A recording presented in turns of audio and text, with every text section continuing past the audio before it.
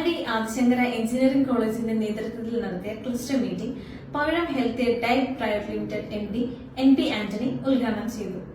Innovation and entrepreneurship development സെന്ററിന്റെ നേതൃത്വത്തിൽ cluster meeting Kalady Adishankara engineering കോളേജിൽ നടന്നു. Pavizham health diet private limited company MD NP Antony ഉദ്ഘാടനം ചെയ്തു. Adishankara managing trustee K Anand അധ്യക്ഷത വഹിച്ചു. Principal doctor MS Murali, dean doctor KK Eldhose, Kerala startup mission assistant manager Berjin Raseel, professor Ajay Basil, professor Eldhose PC തുടങ്ങിയവർ സംസാരിച്ചു.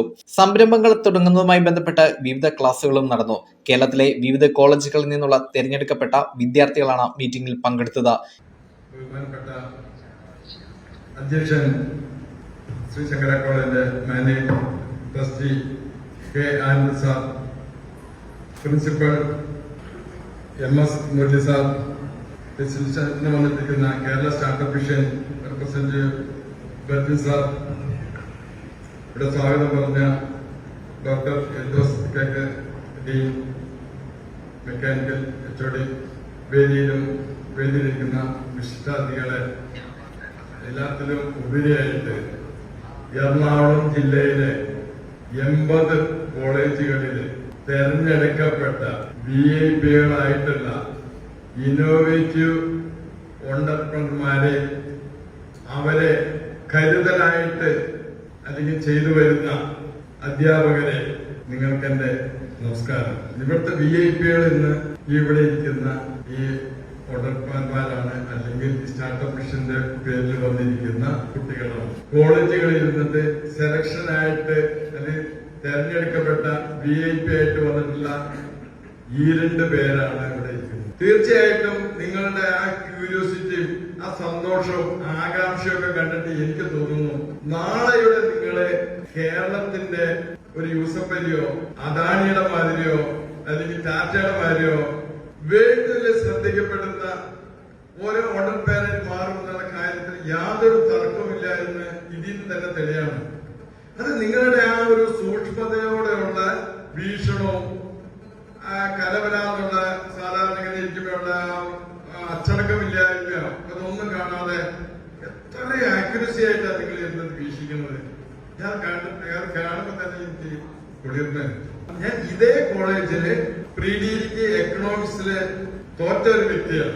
എന്റെ എഡ്യൂക്കേഷൻ എന്ന് പറഞ്ഞാൽ നമ്മൾ IT നമ്മൾ ഷീറ്റ് മെറ്റൽ വർക്കർ, പിന്നെ ഇവിടെ പ്രീഡിഗ്രി എക്കണോമിക്സ്, ഇതാണ് നമ്മുടെ ഒരു എഡ്യൂക്കേഷൻ ബാക്ക്ഗ്രൗണ്ട്.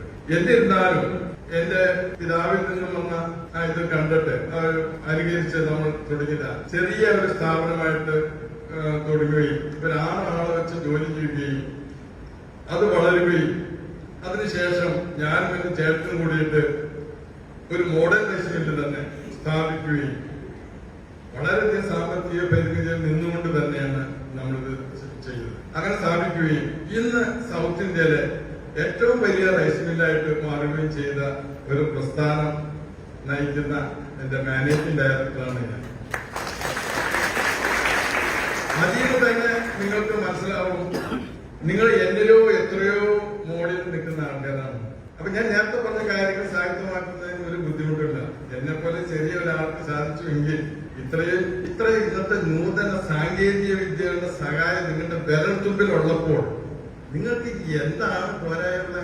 ഇത് നമ്മൾ സ്വീകരിക്കാൻ തയ്യാറായി മാത്രം മതി. അപ്പോ സ്വീകരിക്കാൻ തയ്യാറായ സമയത്ത് എല്ലാം നിങ്ങളിങ്ങനെ നല്ലത് മാത്രമെന്ന് വിചാരിക്കരുത്. ഇതില് നല്ലതും ചീത്തകളും വരും, എല്ലാം നമ്മുടെ പരീക്ഷണങ്ങൾ വരും. അവിടെ നമ്മൾ സമചിത്തത്തോടെ ഇതിനെ വിവേചിച്ചറിയുകയും സ്വീകരിക്കുകയും വേണ്ടാത്തിന് തള്ളിക്കളയുകയും ചെയ്ത് നിരന്തരമായിട്ടുള്ള പരിശ്രമം ഉണ്ടായാൽ മതി. ഞാൻ നേരത്തെ പറഞ്ഞ മാതിരി ലോകം അറിയുന്ന ഒരു വ്യവസായിയായിട്ട് എന്റെ അനുഭവം വെച്ച് പറയുമ്പോൾ ഈ ജോലി എന്ന് പറയുമ്പോൾ ഒരു കൺട്രോൾഡ് കാര്യങ്ങളാണ് വരുന്നത്. നമ്മുടെ കപ്പാസിറ്റിയൊക്കെ ഒരു ലിമിറ്റേഷൻ വരും, വളർച്ചയിൽ തടസ്സപ്പെടും. അപ്പൊ നമ്മൾ ചിന്തിക്കേണ്ടത് ഒരു ഓണ്ടർപ്രണർ ആവണം എന്നുള്ള ഒരു ചിന്ത വന്നു കഴിഞ്ഞാൽ നമ്മളോട് പറയുന്ന കാര്യങ്ങൾ മാത്രം ചെയ്യുന്ന ഒരു ജോലിക്കാരൻ മാത്രമാവാതെ നമ്മളൊരു വ്യവസായി എന്ന രീതിയിൽ നമ്മൾ ചിന്തിക്കുകയും അവിടെ നടക്കുന്ന കാര്യങ്ങൾ നമ്മളൊരു ഓണ്ടർപ്രണർ എന്ന രീതിയിൽ ഏറ്റെടുക്കുകയും ചെയ്താൽ, ഞാൻ നേരത്തെ പറഞ്ഞ ലീഡർഷിപ്പിന്റെ ഇതിലേക്ക് കയറി വരും. അപ്പൊ ആ മാനേജ്മെന്റ് നിങ്ങളെ കൂടുതൽ കാര്യങ്ങൾ നിങ്ങൾ ഏൽപ്പിക്കും. നിങ്ങൾ ആ വർക്കറോ മാനേജറോ അത് GMO CO ഇങ്ങനെ ലെവലിലേക്ക് നിങ്ങൾക്ക് എത്താൻ പറ്റും. ആദ്യം തന്നെ നമ്മൾ ചിന്തിക്കുകയാണ്, എനിക്ക് ഇതാണ് വേതനം, ഞാൻ ഇത്രയും ചെയ്താൽ മതി. ആ ആറ്റിറ്റ്യൂഡ് നമ്മളത് ചെയ്താൽ മാത്രം മതി. നമ്മൾ ഡിമാൻഡ് ഇല്ലാതെ നമ്മൾ ജോലി ചെയ്യാം. Innovation and entrepreneurship development centre Kerala startup mission ആരംഭിച്ച ഒരു നവീന പദ്ധതിയാണ്.